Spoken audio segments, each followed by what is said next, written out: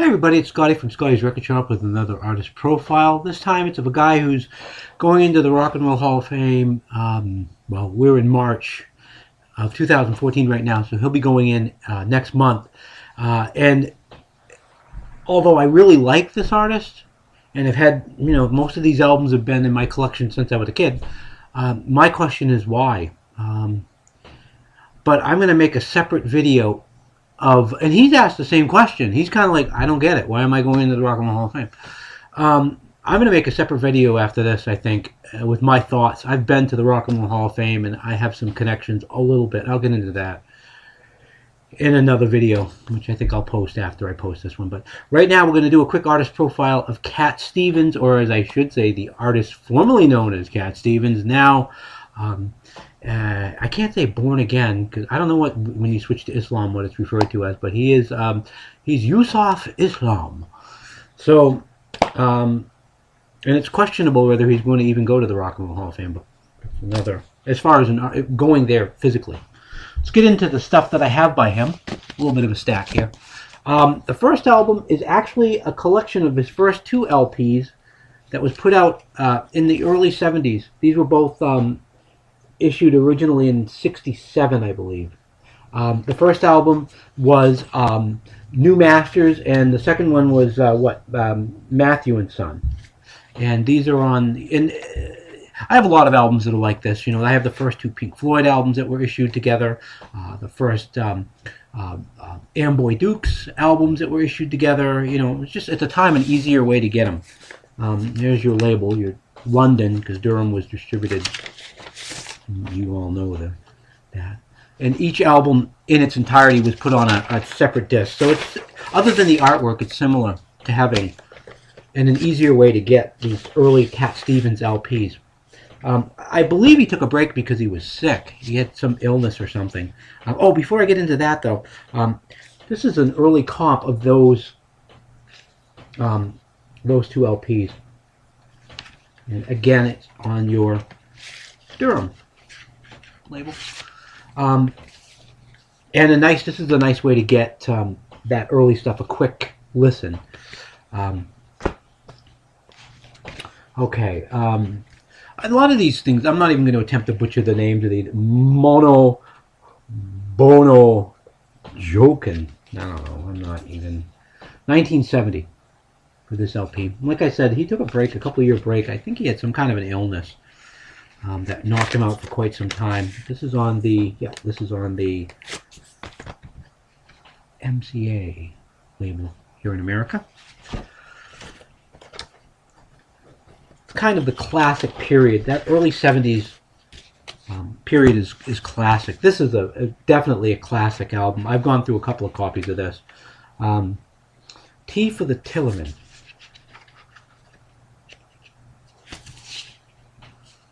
And again, we're on that same... They hadn't switched over to their mid-70s design, logo, whatever you want to call it, yet. Fantastic album. Whoops, if I could just get it back in here, we'd be doing good.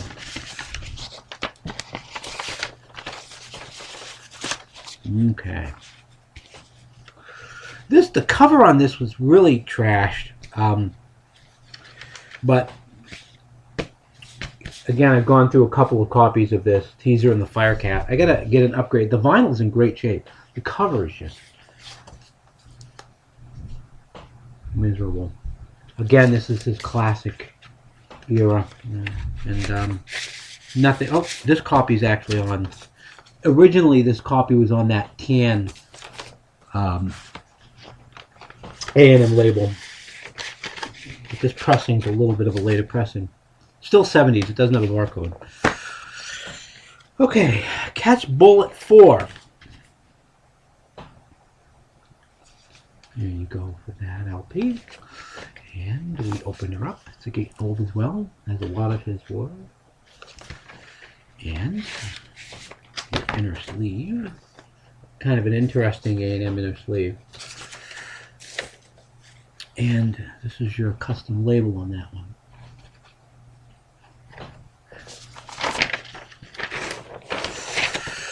Alrighty. I am still scratching my head at why he is in. This is another into the Rock and Roll Hall of Fame. This is another one of these. If you guys have an answer to this, comments, questions, put them down there. But this album actually has two covers, similar, just color scheme wise. Foreigner.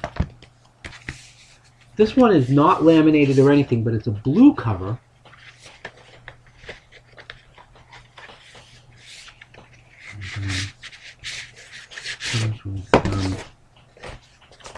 This inner, really hard, weird thing, picture, and your inner sleeve with a custom label.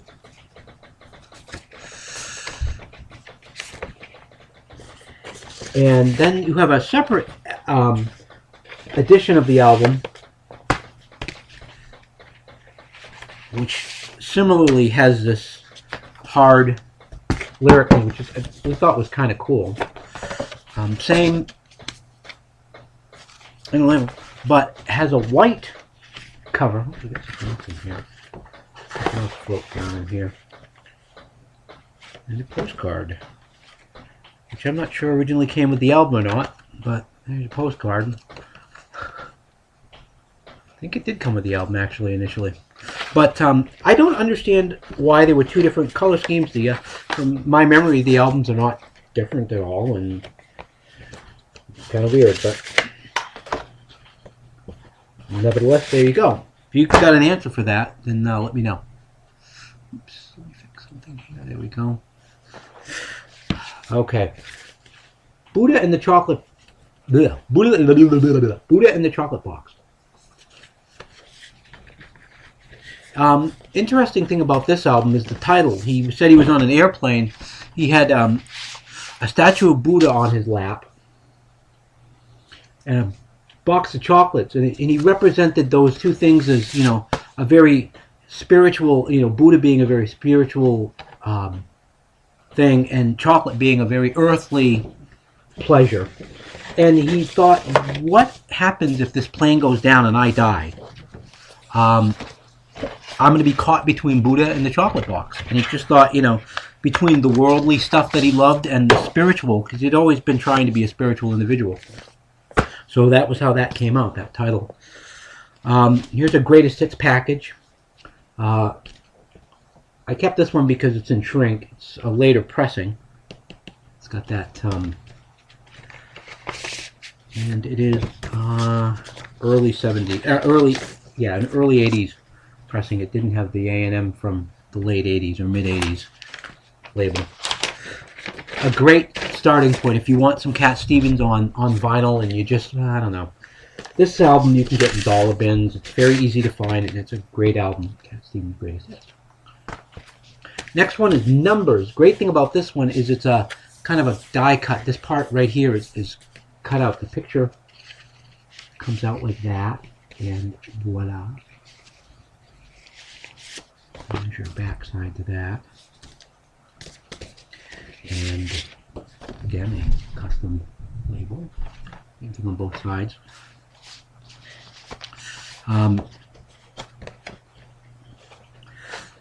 He became a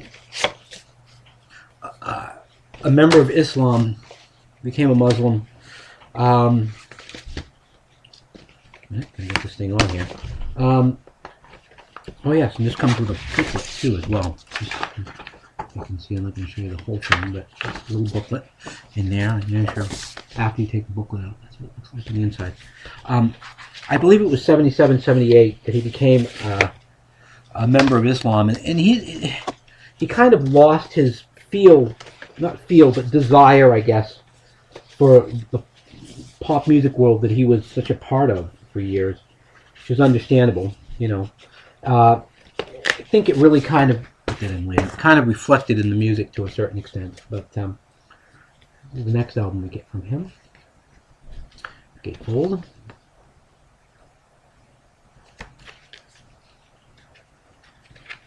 And this one had a custom label as well. But by 1978, his career was done. He is recording music again, and it's fine music, you know. I remember one of the last times he tried coming to Maine, they held, well, he was coming into the United States, and they nailed him in Bangor, which is a town way up north, and held him for a while because he was a terrorist, apparently, or something, you know. I guess apparently all you have to be is a Muslim, and now you're a terrorist. But last album from him, I felt really bad too. I mean, the guy was stuck. He didn't do anything. He just was trying to come into America, apparently, to see some friends, and he was on the no-fly list or something, and he got nailed. And I guess they sent him back. I don't know. But anyway, and one last custom label on that one as well. Okay.